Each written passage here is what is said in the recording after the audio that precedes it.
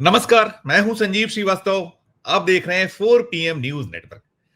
मित्रों, इस वक्त रेफरी जो कभी टीम मोदी की ओर से खेला करता था, उसकी चल नहीं पा रही, वो पकड़ा गया है।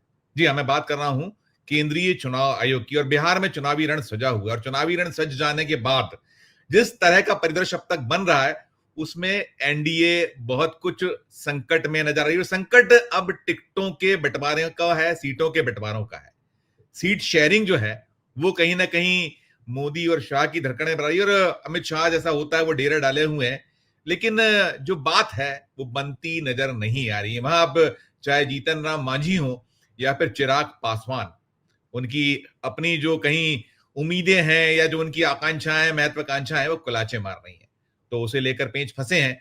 और इधर जो इंडिया ब्लॉक है, इंडिया ब्लॉक में भी कहीं ना कहीं अभी जो सीट शेयरिंग है उसे लेकर चल रहा है। लेकिन यहां ऐसा लगता है कि निबट जाएगा। लेकिन उधर जिस तरीके की धमकियां, चेतावनियां दिख रही हैं, मिल रही हैं, जीतराम मांझी ने कह दिया है कि 15 सीट नहीं तो फिर जो कुछ आगे हो सकता है उसकी संभावनाएं भी जता रहे हैं, और चुनाव न लड़ने की धमकी, चेतावनी भी दे रहे हैं। कई दल हैं जो एनडीए के हैं, वो इस तरीके से पेश आ रहे हैं। और इन सब के बीच चाहे असदुद्दीन ओवैसी हो या फिर मायावती हो, वो भी जो उनके अपने खेल होते हैं, जो आरोप लगते हैं कि बी टीम की तरह बीजेपी की खेलती है, तो वो कुछ नजर आ रहा है। तो हम जो देश की बात होती है, देश की बात के लिए चलेंगे सीधे अभय दुबे सर के पास। सबसे पहले जोड़ूंगा, जुड़ गए हमसे अभय सर। जी अभय सर, बहुत बहुत स्वागत सर। अभय नमस्कार। सर, सर अभय सर, ये जो चल रहा है बिहार में, जिस तरह का परिदृश्य है, और खासकर एनडीए जो संकट दिखता है उसका, 240 के बाद ब्लैकमेलिंग जमकर इस समय होती दिख रही है, प्रतिक्रिया आपकी सर? देखिए, आमतौर पर जब टिकट बंटवारे की नौबत आती है तो सभी जगह इस तरह के नज़ारे देखने को मिलते हैं। ये तो गठजोड़ है, इसमें तो बहुत ज़्यादा होगा। पार्टियां अकेली लड़ती हैं तो उन पार्टियों के भीतर भी इसी तरह का दृश्य हमें दिखाई पड़ता है। लेकिन एनडीए में जो हो रहा है उसके बारे में हमें अलग से सोचने की ज़रूरत है। जब चुनाव का माहौल शुरू हुआ था उस वक्त राष्ट्रीय जनतांत्रिक गठजोड़ महागठबंधन से थोड़ा आगे था मेरा ख्याल से, क्योंकि उसका सामाजिक गठजोड़ सभी को ज्यादा मजबूत लगता था, कागज पे वो ज्यादा मजबूत लगता था। लेकिन धीरे धीरे वहां राजनीतिक परिस्थिति बदली है और अब ये हालत ये हो गई है कि अब महागठबंधन आगे बढ़ता हुआ नजर आ रहा है। जो लोग महागठबंधन की पहले बहुत आलोचना करते थे, जैसे कि प्रशांत किशोर, उन्होंने महागठबंधन और उसके नेताओं तेजस्वी यादव, लालू यादव, इन सबकी आलोचना करना तकरीबन बंद कर दी है। वो उस तरफ से खामोश हो गए हैं। उन सबको लग रहा है कि महागठबंधन आगे है, इसके जीतने की संभावना अधिक है, तो एनडीए की आलोचना ज्यादा हो रही है। वो भी आप देखिए, प्रशांत किशोर का सारा जो प्रहार है वो एनडीए पे है, वो दिलीप जायसवाल के ऊपर है, वो सम्राट चौधरी के ऊपर है, वो अशोक चौधरी के ऊपर है, नीतीश कुमार के ऊपर है। इन्हीं के ऊपर सारा का सारा प्रहार है, बीजेपी के ऊपर है। पहले वो लालू और उनसे बहुत ज्यादा नाराज नजर आते थे। तो ये जो स्थिति बनी है उससे क्या है कि सभी खिलाड़ियों को लगने लगा है, दिखाई पड़ रहा है उन्हें, अब वो आकलन कर सकते हैं और जोखिम कम है इस आकलन में गलत होने का, कि महागठबंधन आगे हो गया है होड़ में।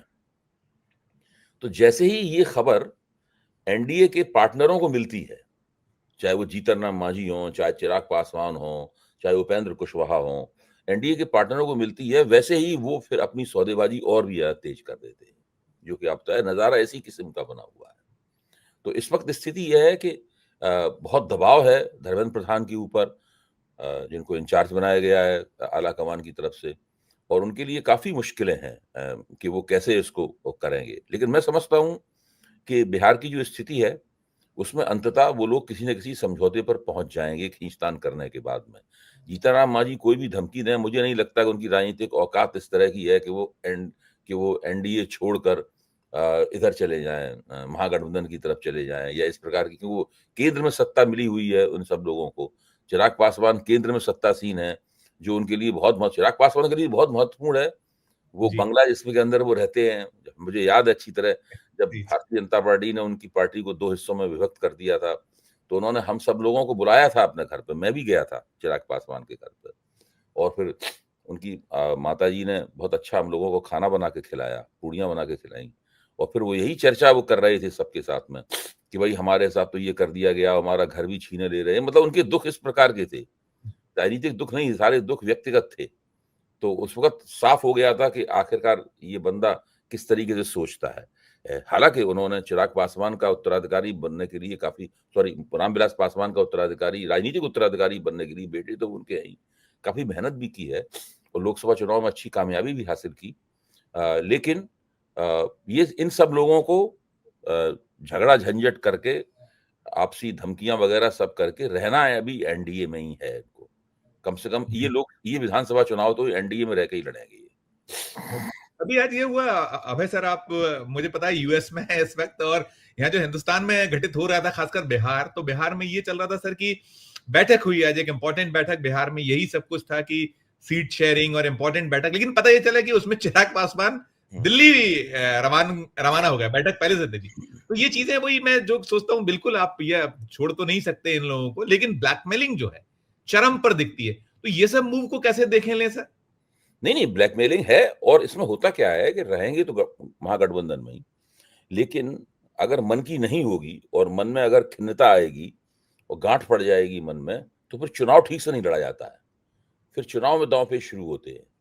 फिर चिराग पासवान अपने अपना जनाधार है, उसको इस तरह का मैसेज नहीं देंगे कि आप दूसरी जो पार्टियां हैं एनडीए पार्टनर, उनके उम्मीदवारों को वोट कैसे दें उनके पक्ष में। चिराग पासवान के जो उम्मीदवार होंगे उनके लिए जनाधार जान की बाजी लगा देगा, लेकिन बाकियों को उनके वोट ट्रांसफर होंगे कि नहीं होंगे, इस तरह की बहुत सारी समस्याएं पैदा हो जाती हैं अगर उनको लगे कि भाई हमारी बिल्कुल नहीं चल रही है। दूसरे, चूंकि मुख्यमंत्री का पद वहां खुल गया, पहले मुख्यमंत्री का पद एनडीए में खुला हुआ नहीं रहता था, नीतीश कुमार ही तय होता था कि भाई यही मुख्यमंत्री बनेंगे। अब वो चीज भी खुल गई है और चिराग पासवान बहुत महत्वाकांक्षी व्यक्ति है। जीतनराम मांझी कुछ दिनों के लिए, थोड़े दिनों के लिए बिहार के मुख्यमंत्री भी रह चुके हैं। वो एक स्टॉप गैप अरेंजमेंट था, उसमें मुख्यमंत्री भी रह चुके हैं। तो सबकी महत्वाकांक्षाएं बहुत हैं, सब लोग अपने अपने दांव लगा रहे हैं। इस बार दांव नहीं लगा तो मौका तो अगले 5 साल बाद मिलेगा। इसलिए हर तरह का हथकंडा अपनाएंगे, हर तरह का दबाव डालेंगे, हर तरह की ब्लैकमेलिंग करेंगे, सब कुछ करेंगे।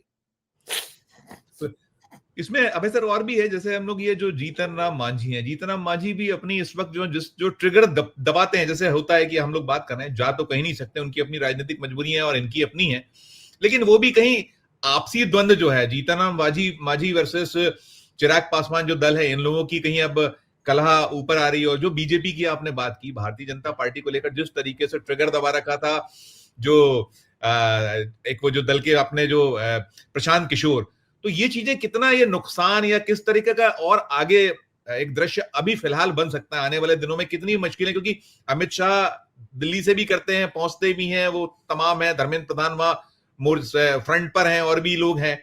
तो ऐसे में मैनेजमेंट कैसे और डैमेज कंट्रोल पर क्या आप देखते हैं, संभावना है किस तरीके से, क्या कुछ डैमेज तो होगा एनडीए के अंदर। एनडीए के जो मौके हैं चुनाव जीतने के, उन मौकों का, उन अवसरों का क्षय शुरू हो चुका है। मैं ही मानता हूं कि उन अवसरों का क्षय शुरू हो चुका है और परिस्थितियां महागठबंधन के पक्ष में झुक रही हैं। इसलिए नहीं हम भाजपा के आलोचक हैं, मैं तो हमेशा से कहता रहा हूं, हम भाजपा के आलोचक हों या प्रशंसक हों, भाजपा कभी भी कमजोर पार्टी नहीं होती है, भाजपा का गठबंधन कभी भी कमजोर नहीं होता है। और बिहार चुनाव की जब सुगबुगाहट शुरू हुई थी तो एनडीए ही आगे था, महागठबंधन पीछे था और लग रहा था एनडीए इस चुनाव को जीत सकता है। उसके बाद एक घटना हुई, चुनाव आयोग ने अचानक कह दिया कि भाई हम तो स्पेशल इंटेंसिव रिवीजन करेंगे। तो उससे एनडीए के नेता चौंके कि भाई ये क्या, एक नए किस्म का जानवर मैदान में आ गया, कूद फांद करने लगा स्पेशल। हाँ, तो उनको जब उसके बाद राहुल गांधी ने वहां पर मुहिम छेड़ दी, वो वोटर अधिकार यात्रा लेकर निकल पड़े, वोट चोरी वाला मामला आ गया, उन्होंने 7 अगस्त को इंदिरा भवन में एक ऐतिहासिक प्रेस कॉन्फ्रेंस हुई। तो इन घटनाओं ने क्या किया कि एनडीए ने जो पूरा सिस्टम बना रखा था, चुनाव जीतने का जो बंदोबस्त कर रखा था, वो बंदोबस्त गड़बड़ा गया। विपक्ष के पास कहने और करने के लिए, नारा लगाने के लिए, दिखाने के लिए, लोगों को गोलबंद करने के लिए, अपने जनाधार में जान फूंकने के लिए, उनको कटिबद्ध करने के लिए बहुत कुछ उनको मिल गया उनको। तो उसमें क्या हुआ कि खुद जो एनडीए के नेताओं के अंदर एक तरह की खिसियाहट आई कि भाई बिहार के एनडीए के नेताओं ये क्या बीच में एसआईआर ले आए, ठीक ठाक चल रहा था, महागठबंधन सुस्त पड़ा हुआ था, हम चुनाव जीतने की तरफ जा रहे थे। तो इन चीजों ने उनकी तमाम योजनाओं को गड़बड़ा दिया। और आज स्थिति यह है कि अभी भी वो पुराना आत्मविश्वास जो एनडीए में था शुरुआती दौर पे, वो वापस नहीं आया है और वो लोग तरह तरह की मुश्किलों में फंस रहे हैं।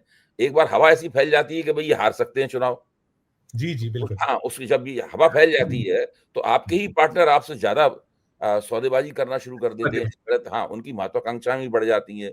फिर आपने अगर अभी स्पष्ट कर देते कि भाई बीजेपी का ही बनेगा मुख्यमंत्री, ये कर नहीं सकते। नीतीश कुमार जी पलटी मार जाएंगे, ये डर लगा हुआ है। अभी भी डर लगा हुआ है। नीतीश कुमार इतने खामोश हैं, उनकी खामोशी बाद में बहुत ज्यादा रंग दिखाती है, क्योंकि नीतीश कुमार तूफान के आने के पहले का सन्नाटा मान सकते हैं, तूफान हाँ, को आने। नीतीश कुमार के पास एक छठी इंद्री है, जो बहुत कम लोगों के पास होती है। नीतीश कुमार ने को तो ईश्वर ने छठी इंद्री लगा के भेजा है, तो वो समझ जाते हैं समझ जाते हैं कि सत्ता उनके हाथ से खींची जा रही है, तो उसके हिसाब से वो बदलते हैं, और वो बदलने में एक सेकंड नहीं लगता उन्हें। वो कल प्रधानमंत्री के साथ मंच पे तारीफ करेंगे, उनके पैर छूने की कोशिश करेंगे, उनके हाथ पकड़ के दबाएंगे, और अगले दिन तेजस्वी के साथ बैठे हुए नजर आएंगे। अबे सर इसमें एक चीज और भी है, लगातार ये रहा है कि जो इलेक्शन कमीशन ऑफ इंडिया है, जिसको लेकर अभी आपने एसआईआर की बात किया, और एक्सपोज फुल्ली हो गए। वैसे तो हमेशा से उंगलियां उठती थी, लेकिन अभी जो इस बिहार में एसआईआर प्लस जो वोट चोरी या अदर अदर चीजें हैं, सबको पकड़ पकड़ के, तो ये जो कहते थे ना कि रेफरी टीम की ओर से प्लेयर की तरह खेल रहा था, तो ये कितना, अभी आपने हालांकि छोटा सा उसमें कहा है, और थोड़ा सा हल्का सा तफसील से चाहूं तो इसमें क्या अब मदद इस बार शायद नहीं मिल पाएगी, इलेक्शन कमेटी की जैसी मिला करती थी वो तो नहीं हो पा रहा है शायद। देखिए, असली समस्या यहाँ पे उलझ गई है कि जो फाइनल वोटर लिस्ट एसआईआर के बाद में प्रकाशित हुई, उसमें बिहार के 3.66 लाख यानी करीबन 3.25 लाख वोटरों के नाम गायब हैं। जी हाँ। एसआईआर का काम तो नए वोटरों को और जोड़ना होना चाहिए था, और कुछ नए वोटर जोड़े हैं। तो जी हाँ। अभी तक वो बहुत विश्वसनीय तरीके से ही नहीं बता पाए हैं कि आपने जो नए वोटर जोड़े वो कौन है, जी किस हाँ। आधार पर जोड़े, वो प्रक्रियाएं क्या हैं, वो प्रक्रियाएं 14 लाख के करीब, 14 लाख के करीब जो नए वोटर हैं, जी, 14 लाख के आसपास। हाँ जी। जी, जी। तो वो सब क्या है, एक तो उसके ऊपर काफी उसका ऑडिट हो रहा है विपक्ष द्वारा और स्वतंत्र जो प्रेक्षक हैं उनको द्वारा। उसके बाद सुप्रीम कोर्ट ने आदेश दिया है कि भाई 3.66 लाख जो काट दिए हैं, इनके बारे में बताइए ये कौन है। तो वो ये सारी समस्याएं चुनाव आयोग के सामने हैं। चुनाव आयोग को अभी बहुत कुछ बताना है, अपनी विश्वसनीयता को प्रमाणित करने के लिए काफी कुछ करना है। अच्छा, अब एसआईआर एक ऐसा, जब मैं कह रहा हूँ उसको, एक अजनबी किस्म का जानवर है बिहार की राजनीति के लिए एसआईआर। अब ये जानवर किसको काटेगा और किसकी सेवा करेगा, ठीक बात। मतलब हाँ, किसको घायल करेगा और किसकी सेवा करेगा, इसकी कोई गारंटी नहीं है अभी। ये मान लेना कि केवल इससे महागठबंधन को ही नुकसान होगा, ये उचित नहीं है। ये एसआईआर डिजाइन तो इस तरह किया गया है कि इससे एनडीए सहज हो जाए, चुनाव जीतने के प्रति आश्वस्त हो जाए। लेकिन एक दांव है जो भारतीय जनता पार्टी ने प्रयोग के तौर पर खेला है। अभी चुनाव नतीजे ही बताएंगे कि ज्ञानेश कुमार जी ने अंततः किसकी मदद की, जानबूझ के या अनजाने में। Right right. अबे सर एक चीज और भी है, जैसे जो एनडीए में तकलीफें हैं, इंडिया ब्लॉक में भी अब चूंकि कांग्रेस एक अलग स्थिति में है, खासकर राहुल गांधी जी का जो बीते कुछ हम देखें साल 1.5 साल का जिस तरह का सफर रहा है, तो उसने एक नई उम्मीदें वहां बिहार में जागृत की हैं, और कांग्रेस एक जबरदस्त रेस में है।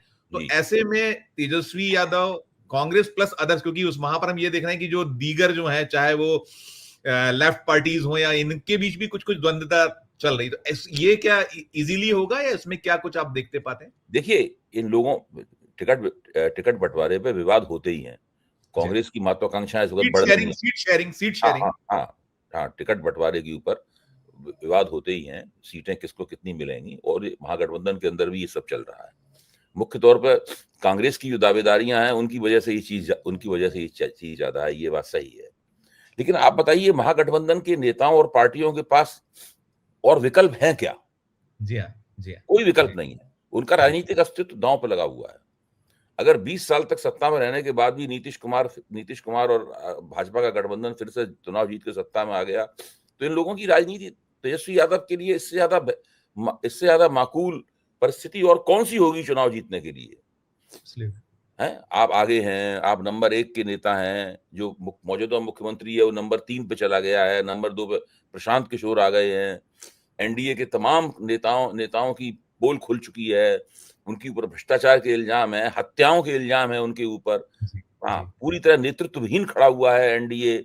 नीतीश कुमार की भूमिका के लेके भ्रम की स्थिति है।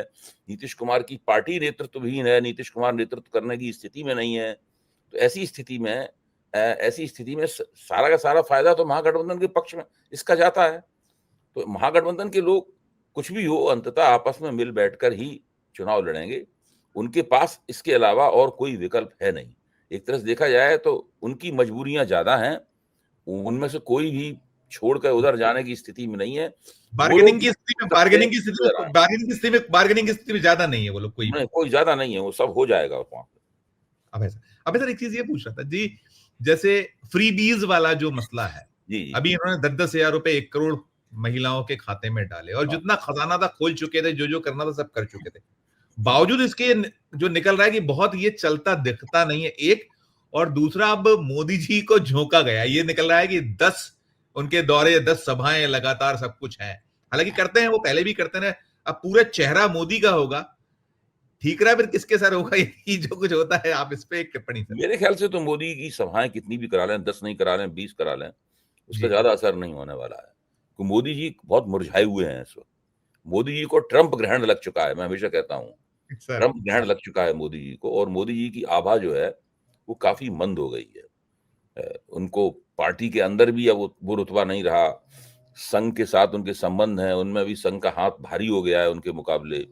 वैसे भी राज्य विधानसभाओं में वो उतने प्रभावशाली नहीं साबित होते थे, इतने लोकसभा चुनाव में साबित होते थे। अब लोकसभा चुनाव में भी जब वो बहुमत नहीं ला पाए अपने दम पर, तो ये बात भी अब हो गई कि लोकसभा चुनाव में मोदी जहाँ जाएंगे वहां बाजी पलट जाएगी, ये सब भी नहीं हो गया है। तो मोदी जी कितनी भी वहां मीटिंग वगैरह करना है, उससे कुछ होने वाला नहीं है। मुख्य बात यही होगी कि एनडीए की जो आंतरिक परिस्थिति है वो किस तरह की है।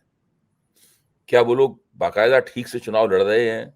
क्या वास्तव में एक पार्टी का जनाधार दूसरी पार्टी के उम्मीदवारों को अपने वोट बहुत आसानी के साथ में बिना किसी दिक्कत के स्थानांतरित कर पाएगा? ये बहुत सारे मुद्दे हैं। और जो चिराग पासवान की और जितेंद्र राम मांझी की, उपेंद्र कुशवाहा की जो महत्वाकांक्षाएं हैं, उन महत्वाकांक्षाओं का क्या होगा? भारतीय जनता पार्टी वहां अपना मुख्यमंत्री बनाना चाहती है, और इस बात को लेकर नीतीश, उपेंद्र कुशवाहा और जितेंद्र राम मांझी, ये सब लोग बहुत चिंतित हैं। वो नहीं चाहते कि भाजपा का मुख्यमंत्री बने जी। वो चाहते हैं कि भाजपा का मुख्यमंत्री बना तो इन लोगों की राजनीति ढक्कन हो जाएगी। इन लोगों की सौदेबाजी तभी चल सकती है जबकि नीतीश कुमार ही मुख्यमंत्री बने, या नीतीश कुमार की पार्टी का ही कोई मुख्यमंत्री बने। तो इस तरह से पूरी 2 हिस्सों में बटा हुआ है एनडीए। एक तरफ चिराग पासवान और बीजेपी खड़े हुए हैं, जो मिलजुल कर कोशिश कर रहे हैं कि नीतीश कुमार की राजनीतिक पारी का किस तरह अंत कर दिया जाए और उनकी राजनीति में भी कोई उथल पुथल ना आए उसकी वजह से। इस प्रकार के दांव पे चल रहे हैं, महत्वाकांक्षाओं का टकराव है। भाजपा की महत्वाकांक्षाओं पे हम लोग कम सोचते हैं।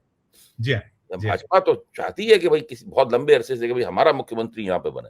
जी जी जी। मैं आप से 2 सवालों में खत्म करूंगा। एक तो सवाल ये, आपने संघ की बात की, राष्ट्रीय स्वयंसेवक संघ का रोल क्या आप देख पा रहे हैं? वहां क्या आपको नजर आता है? और आपके सूचनाएं निरंतर आती हैं, आपका विश्लेषण प्लस जो सूचनाएं आधारित जो चीजें, उस पर एक छोटा सा नोट, फिर मैं अंतिम सवाल करूँ। भाई देखिए, संघ ने 2024 के लोकसभा चुनाव परिणामों के बाद में राजनीति में जो हस्तक्षेप किया है, पहले भी हस्तक्षेप करता था, वो भाजपा को जिताने की कोशिश करता था, कभी कभी सुस्त रहता था, उससे भाजपा को नुकसान होता था।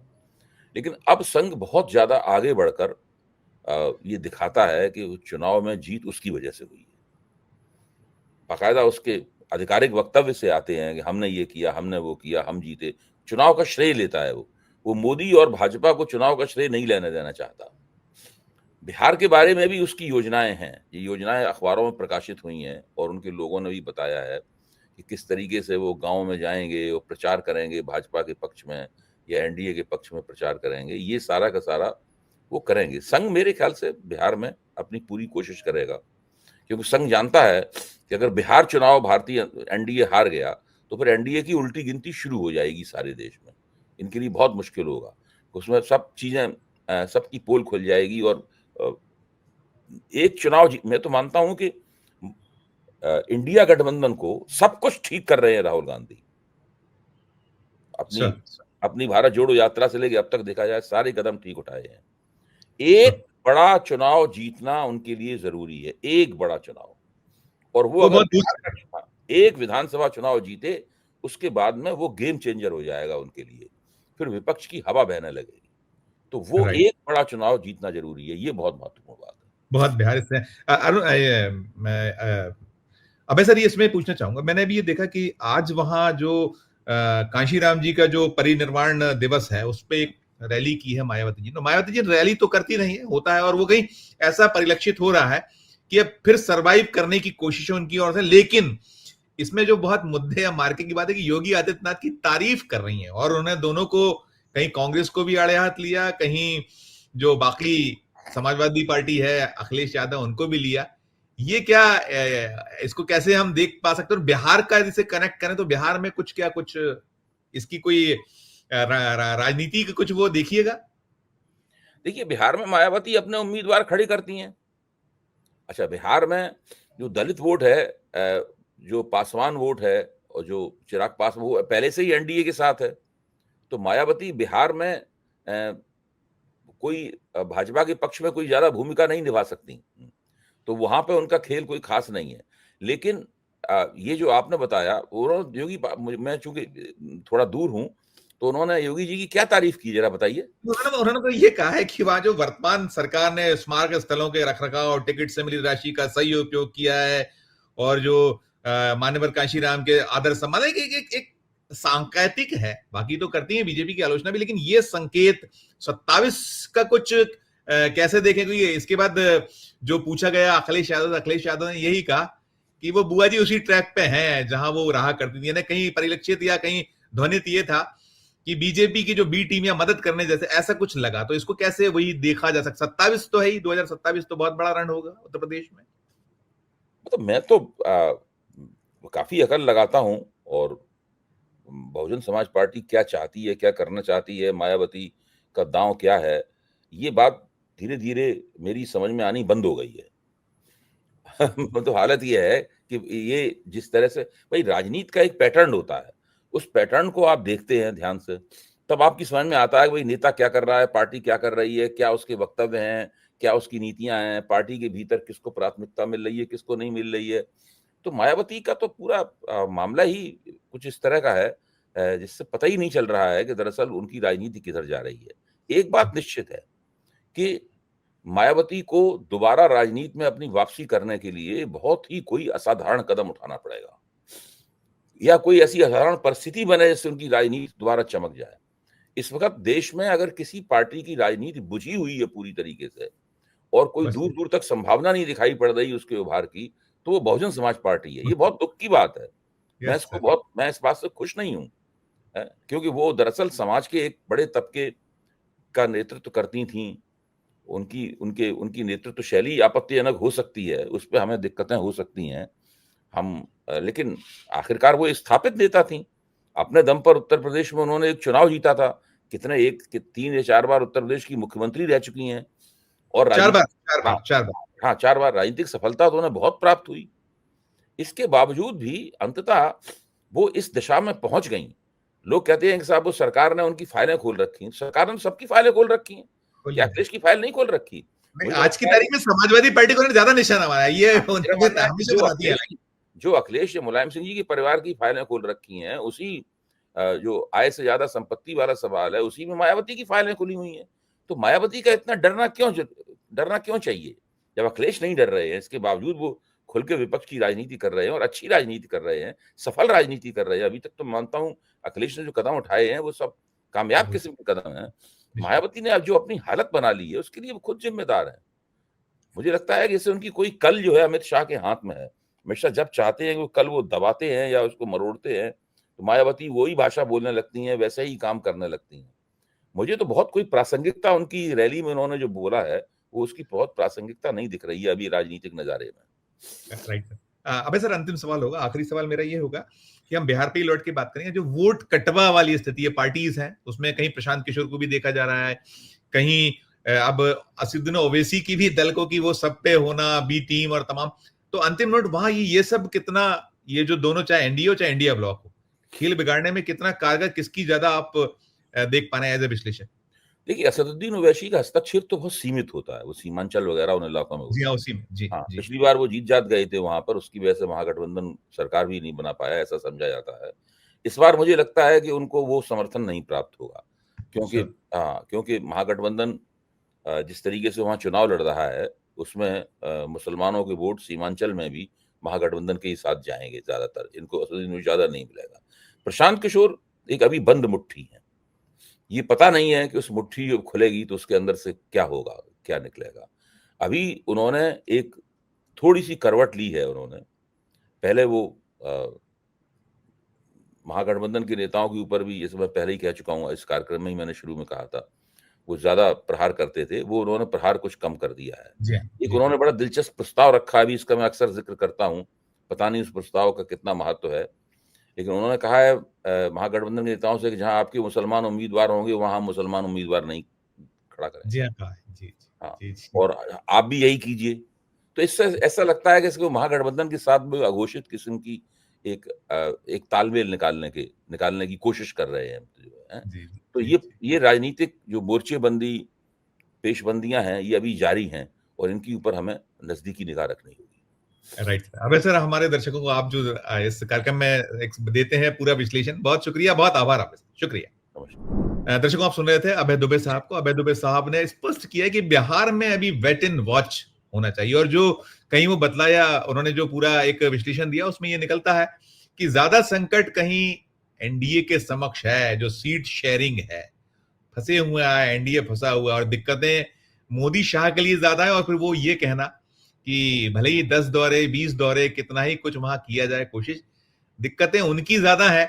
इधर इंडिया ब्लॉक में ठीक है, वहां भी सीट शेयरिंग को लेकर है, लेकिन सीट शेयरिंग वहां इतना विकल्प उनके पास है नहीं। तो कुल मिलाकर एक दिलचस्प से स्थिति में है बिहार का, जो अभी आज की तारीख में हम जब आज बात कर रहे हैं, और जैसे जैसे सीट शेयरिंग की स्थिति साफ होगी तो बहुत सारी तस्वीर साफ होती चली आएगी, और ऊंट की करवट तो अंततः 14 नवंबर को ही देश के समक्ष आएगी।